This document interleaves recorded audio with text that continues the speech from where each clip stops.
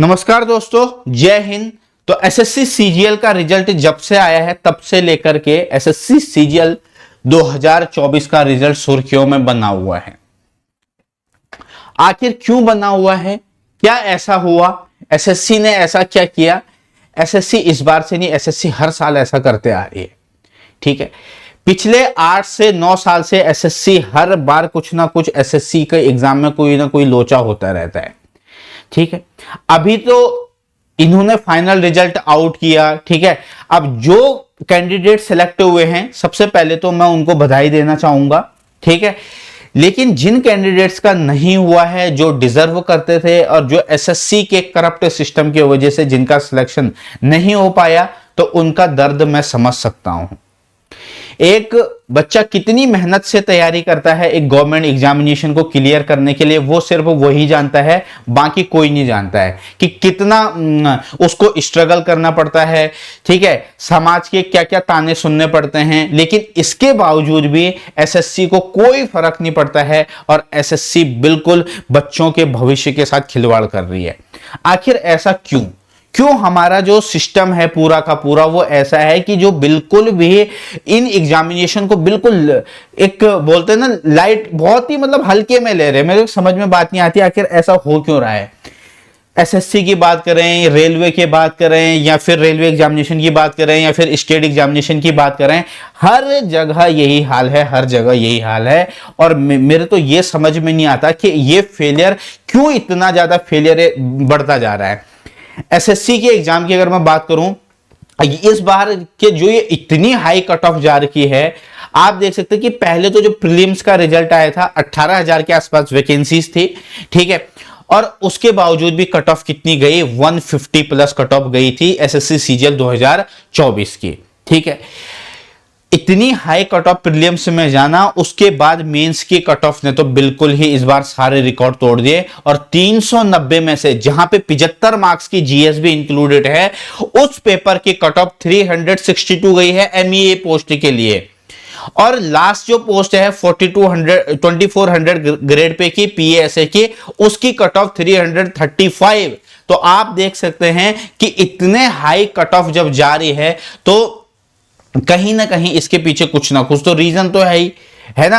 अब सबसे बड़ी बात क्या है कि इनसे 2 मेंस के पेपर बिल्कुल सेट नहीं किए गए थे तरीके से।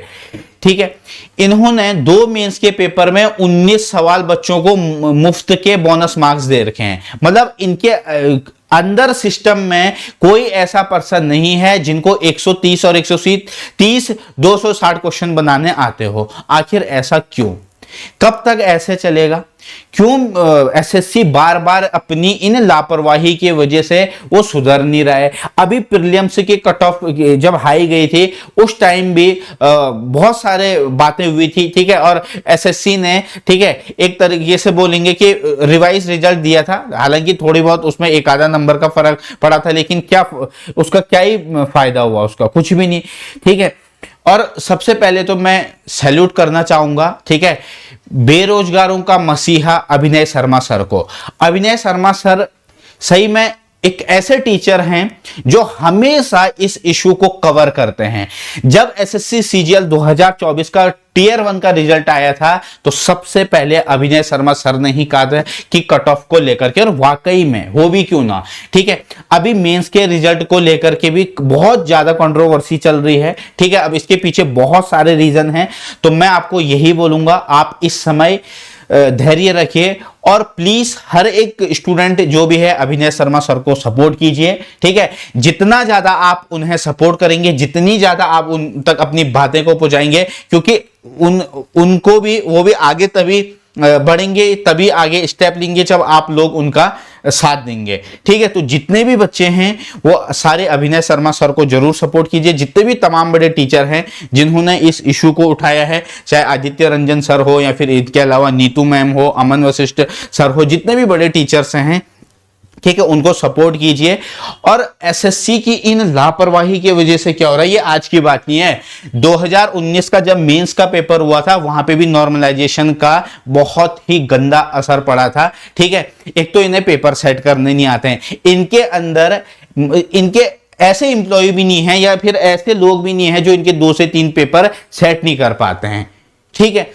तो ये बहुत ही गलत बात है, बहुत ही ज्यादा बच्चों के साथ मैं कहूंगा कि कहीं ना कहीं बहुत ज्यादा गलत हो रहा है, क्योंकि एक बच्चा जो तैयारी करता है वो कितने एफर्ट्स डालता है, कितने वो अपने परिवार का, समाज का प्रेशर झेलता है, वो सिर्फ वही जानता है। हर साल कुछ ना कुछ एसएससी की बहुत बड़ी नाकामयाबी भी रह रही है, ठीक है। एक पेपर बता दीजिए एसएससी ने जो पिछले कुछ 7 से 8 सालों में ढंग से करवाया हो और जिसमें किसी एक साल इनके रिजल्ट में कंट्रोवर्सी ना हुई हो। 2017-18 के टाइम पे जब इतनी बड़ी कंट्रोवर्सी हुई थी इसके पेपर लीक के मामले में, ठीक है, उसके बाद भी एसएससी नहीं संभला। फिर 2019 में नॉर्मलाइजेशन को लेकर के इतना बड़ा बवाल हुआ, उसके बाद भी एसएससी नहीं संभला, ठीक है।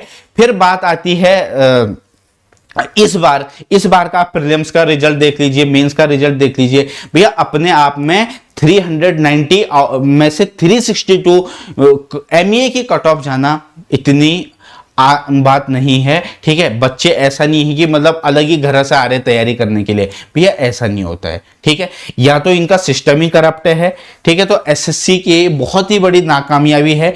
इनसे 2 पेपर बताओ, इनसे 260 क्वेश्चन सेट नहीं हो रहे हैं। जब 260 क्वेश्चन अगर आप लोग सही नहीं बना पा रहे हो तो आप कैसे एग्जाम कंडक्ट करवा रहे हैं। उसके बाद हाई कट ऑफ, भाई हाई कट ऑफ तो मतलब 93%, किसी भी एग्जामिनेशन की कभी इतनी कट ऑफ नहीं जाती है। आप यूपीएससी का एग्जामिनेशन उठा करके देख लीजिए, आप सीडीएस का एग्जामिनेशन उठा करके देख लीजिए, आपको जो कट ऑफ है 50 से 60% से ऊपर कभी कट ऑफ देखने को नहीं मिलती है। लेकिन एसएससी का अलग ही चल रहा है। यहां तो 70 से 75% स्कोर करने के बावजूद भी बच्चों की कट ऑफ क्लियर नहीं हो रही है। तो ये एसएससी की बहुत ही गलत स्टेप उठा रहा है, ठीक है। कहीं ना कहीं गवर्नमेंट को भी इसके बारे में सोचना चाहिए कि आखिर इसके पीछे ये जो इतनी नाकामयाबी हर साल एसएससी की तरफ से देखने को मिल रही है, आखिर ऐसा क्यों हो रहा है। उसके बाद अगर हम बात करें कि जो डिजर्व करते थे वाकई में, देखिए जिनका सिलेक्शन हुआ है उनको बहुत बहुत बधाइयां, ठीक है। आप बेरोजगारी का आपसे जो एक टैग था वो हटा है। लेकिन यार जो कैंडिडेट डिजर्व करते थे, जिन्होंने बहुत मेहनत करी थी, जो पॉइंट 1, पॉइंट 2 नंबर से रह रखे हैं या फिर 1-1, 2-2, 3-3, 4-4 नंबर से रह रखे हैं, मैं उनका दर्द समझ सकता हूं, क्योंकि मैं खुद इस फेज से गुजरा हुआ था, ठीक है। अब आगे का क्या होगा, तो मैं आपको यही एडवाइस दूंगा कि आप जितना ज्यादा हो सकता है अभिनय शर्मा सर को सपोर्ट कीजिए, तमाम जितने बड़े टीचर्स हैं उनको सपोर्ट कीजिए, क्योंकि जब आप उन्हें सपोर्ट करेंगे तभी वो आपके लिए खड़े हो पाएंगे और आपके लिए ही वो आगे कुछ कर पाएंगे। तो एसएससी की नाकामयाबी तो ये तो देखिए हर साल का चल रहा है, ठीक है। अभी भी पिछले 4-5 साल में इतने बार कंट्रोवर्सी हो गई, तब भी एसएससी अभी तक संभला नहीं है। पता नहीं एसएससी चाहता क्या है, ठीक है। अगर भाई तुम्हें जॉब देनी है तो तुम डिजर्विंग कैंडिडेट को दो ना, जो वाकई में डिजर्व करते हैं। पता नहीं क्या सिस्टम है ना। तो इनसे मेंस में पहले जब मैथ्स का पेपर मैथ्स के 100 क्वेश्चन आते थे, इंग्लिश के 200 क्वेश्चन आते थे, तब भी इन्हें पेपर बनाना नहीं आता था, तब भी कोई ना कोई क्वेश्चन ये गलत दे देते थे।